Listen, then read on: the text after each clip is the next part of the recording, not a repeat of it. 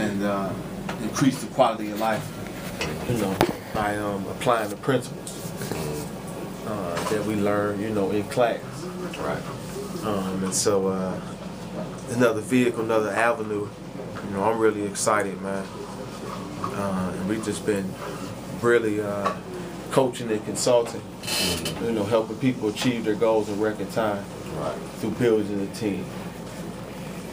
Well, I'm sure I'd be there sometimes. I can't say that I'd be there all of the time because, you know, I'm still on the quest of building my own.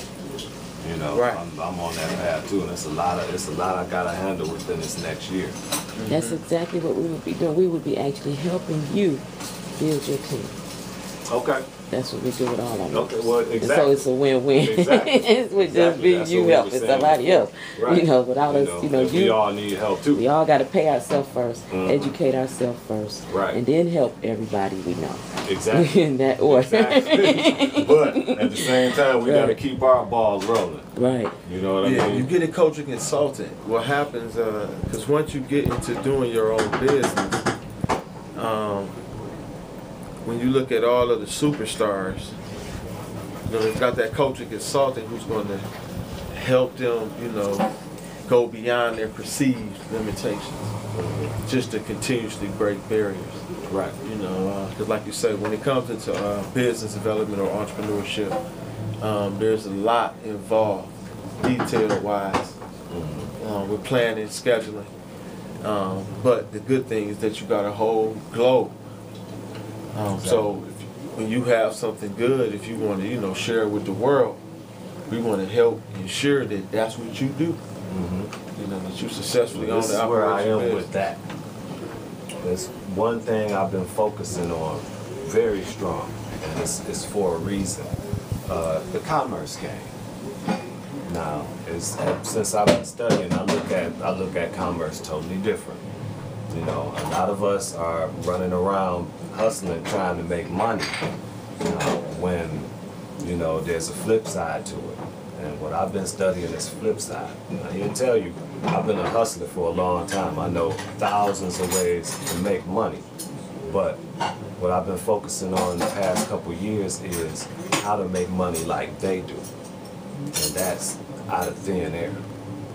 Now, you know, these people that are owning banks, those are some of the worst hustlers in the game, you know, as far as the public side. But on the private side, they're the best hustlers out there. You see what I mean? What I've been focusing on is the private side. You know, how do they do it? How they making money out of thin air? Because what we doing out here, you know, is fine, but we working a lot harder than they are. This is true. But they making a lot more money than we do. This is true. So I've been studying the acceptance for value principle, which you know, if people could master that science behind acceptance for value, it would change our lives greatly. You know, we would be able to go out and acquire all the assets that we want.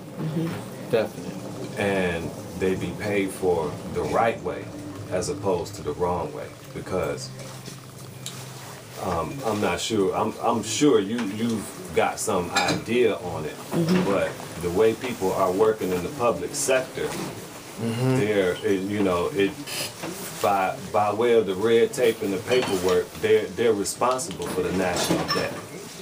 You keep perpetuating. Well, it's the public side that's making them bloodsuckers. Exactly. They're debt slaves and don't know. Extremely rich. From the poor to the rich, they're all debt slaves. And see, I'm trying to separate myself from being a debt slave. Right. And instead of creating debt, which is what people do. Their wealth. Right. The wealth how they get wealth. Exactly. Create assets. You know, don't create a negative, create a positive, you know.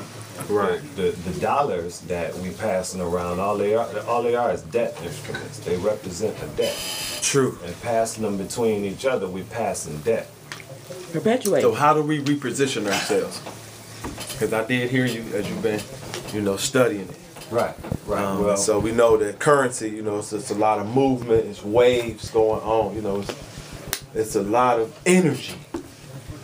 Exactly. And so you've been studying the method of perfecting your UCC? Exactly. It's the UCC itself.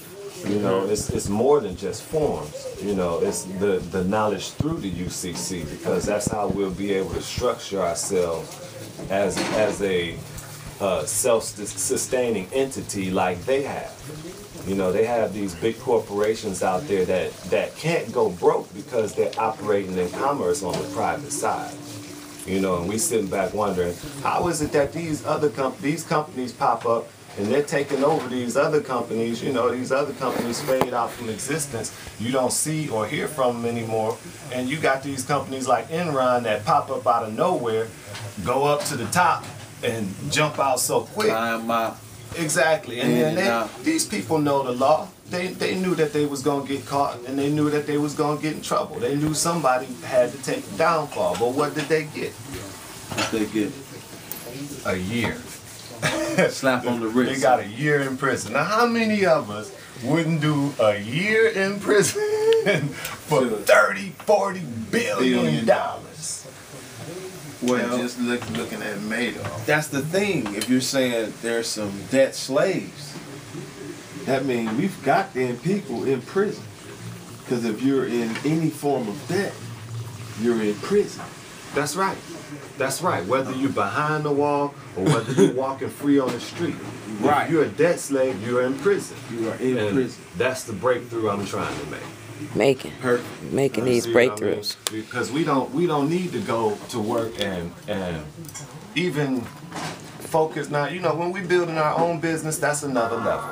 You know, but when we going out, we working for these different corporations, and we spending 8-10 hours a day making somebody else rich, and we taking crumbs, and you know, we barely getting by. You know, we working 30 years, and then, you know, the 29th year you come up with trouble paying your house note, they come and foreclose on your house, and you don't get a penny back. There's something wrong. Right. You know, there's something fishy in Denmark. Why are they able to do that? Right. So only we found our path of empowerment, you know, by knowing the law, you know, can you get some effective remedies? Right. There are effective remedies. You some know, effective we have remedies. to access them, and we have to test them. But also too, it takes. We find that it's going to take, you know, a people, you know, a nation. You know, you got to have that unified center or that backing, you know, to be able to be a force, you know, in this movement. These gangsters. Right. Yeah, they're forced Really against oppose us. them, yeah, because they unify. They only respect the standing army. So. And so that leads one to the question, you know, of what's your nationality, you know, what nation you're a part of, what's your gross national product, you know, what currency, you know, are you operating in? Right. Because that's another loop. Even in the one loop that I find in the UCC, when you're operating in their system, you know, it's a more assumable jurisdiction in the form of compulsion go on. Because if you got a filing fee, now you've incurred a cost or some expense. And you perpetuating this So debt. it's a form of a tax. And so you back into slavery again to a degree. That's why acceptance for value is so important. Right. Because that's supposed to be the balance and the remedy. Right. You know, that's supposed to be the remedy, because the truth of the matter is they're impeding on our lifestyle. On our very lives. Exactly. They're impeding on everything. As soon as you step out your door, you stepping into their jurisdiction. You see what I mean? Assumable jurisdiction. Assumable, right? That's what they do. Right. But when you go out the sidewalk in the streets, they assume jurisdiction. Exactly. But Even that's indoors. Even indoors if you let them in. Yeah. But you know, they breaking in. They kicking the door seeing down. that they're impeding our lives, they know they are. They had to leave a remedy. Exactly. They had to leave a remedy.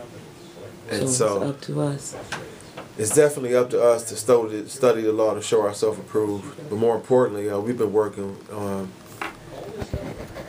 on being able to, you know, effectively communicate with authority in order to receive a favorable reply. Right. Right. And so, protocols of liberty. In other words, once the gangster come and kidnap you, you got to have ones know what to do. Right. Or you just be kidnapped. We've been thinking about that a great deal. And to the point where one of the most important aspects of what I'm trying to do What we do is to find like minds that understand it. That's what you've done. And the thing is that most people, even people that do have knowledge, they get intimidated when it's time to come together. right. You know, to where I see. you couldn't count on them to step up for you. Because once Charlie's officers tell you, well, you do what I told you, or I'm going to do this, that, and thus to you. Now, your knowledge, you know that they really can't do that. But you're at a traffic stop or you're in a courtroom, if it comes to that, Right. and they're threatening you. You got to be able to stand on your square. Right. But most people don't have the fortitude knowledge. to stand strong. The knowledge. See, with knowledge comes fortitude. A lot of people, not necessarily, sweetheart. Well, most of them don't know that they don't know. Well, most of them don't know. And they don't know that they don't know. That they don't know. Exactly. I agree with that. But some of them do know. Right. But that moment when you had to stand up and be counted, or you cower, and I'm still using the word loosely. A lot of people, even with some knowledge, they fold up. We've been tested all the time. Right. You know, we always test. It's a matter of getting to the point where it's in you to the point where, you know, 4, 5 of they soldiers are lined up in front of you. You standing alone, right? But you can still stand on your square. That's right. If you had the knowledge, and that's a rare thing. And that's what if you had. Well, that's what we're attracted. That's what we're attracted. A lot of them that don't. Well, I would say a lot of them that don't know enough are still afraid.